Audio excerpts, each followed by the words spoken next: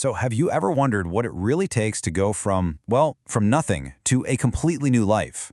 We're about to dive into the story of a man who had lost literally everything: his job, his connections, his hope, and then a single random discovery gives him a deadline, 90 days to turn it all around.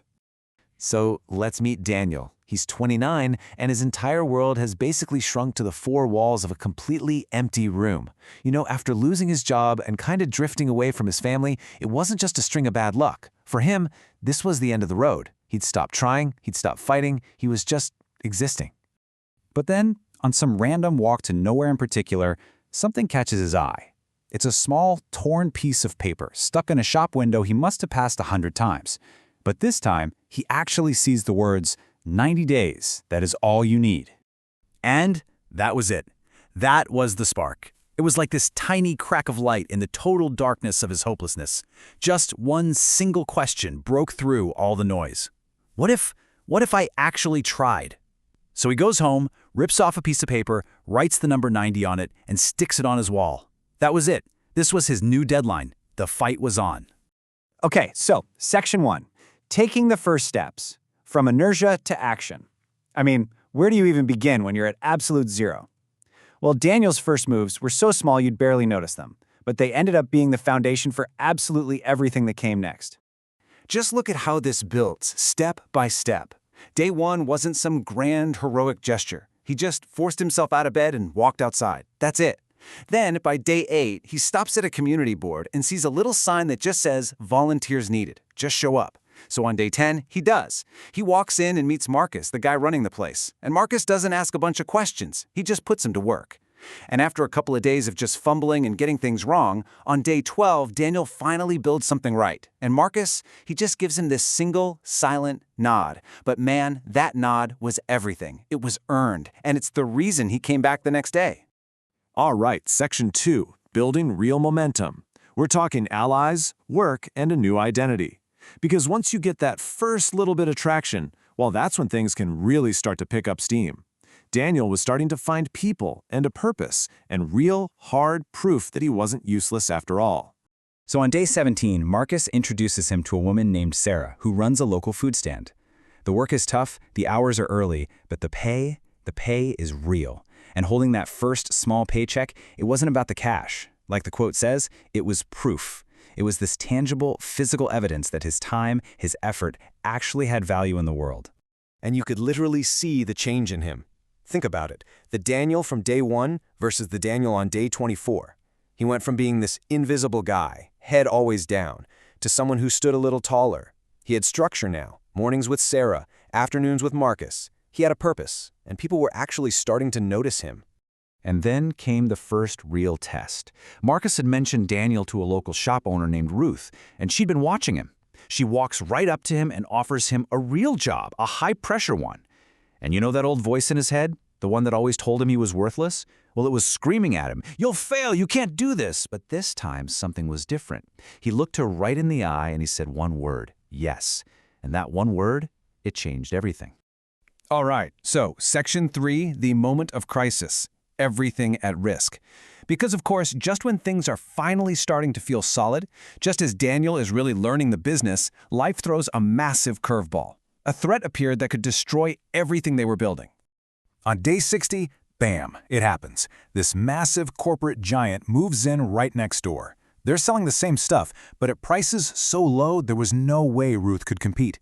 And in just 10 days, more than half of her customers were gone. The business was literally on the brink of collapse. I mean, just look at this chart. The math is just brutal, right? Ruth's quality, handmade products are up here, and the Big Co's mass-produced stuff is way down here. It's an impossible fight on price. The numbers were crystal clear. If something didn't change, and fast, the business would be gone in a month. So what do you do? This brings us to section 4, the battle of a story, the hardest thing he'd ever done. Because when you can't win on their terms, you have to completely change the game. And faced with total failure, Daniel didn't panic. He came up with a plan. He was going to fight back with the one weapon the giant corporation didn't have.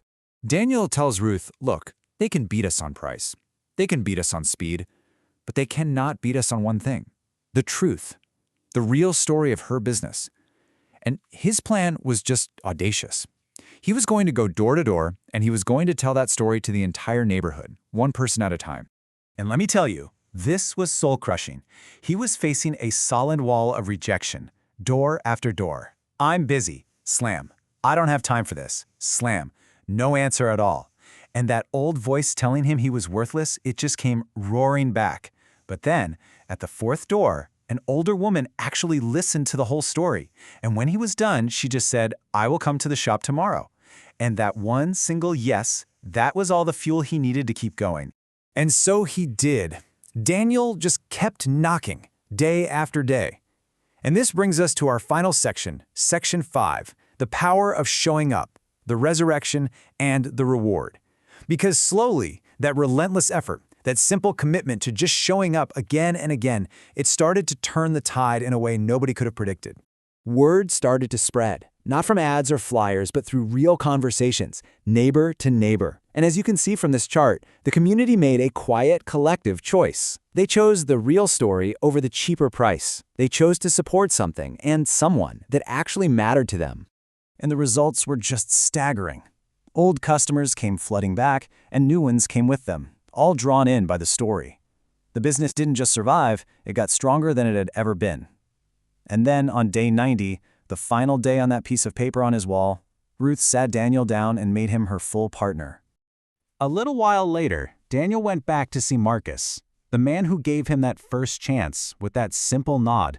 And Marcus he captured the whole thing perfectly. He told him, "You didn't just find a job, Daniel. You became someone that other people believe in. And that wasn't a gift. That was something he built himself, one single day at a time." So when you boil this entire 90-day journey down to its absolute core, it really comes down to just one thing: the decision. It's not about some hidden talent or a lucky break. It's the simple, repeatable choice to get up one more time, to knock on one more door, to try again when every voice, especially the one inside your own head, is screaming at you to stop. Look, Daniel started with nothing. He wasn't special, he wasn't chosen, he just made a decision, and then he made it again and again, every single day for 90 days. And that really just leaves us with one final crucial question. What will you build in your 90 days?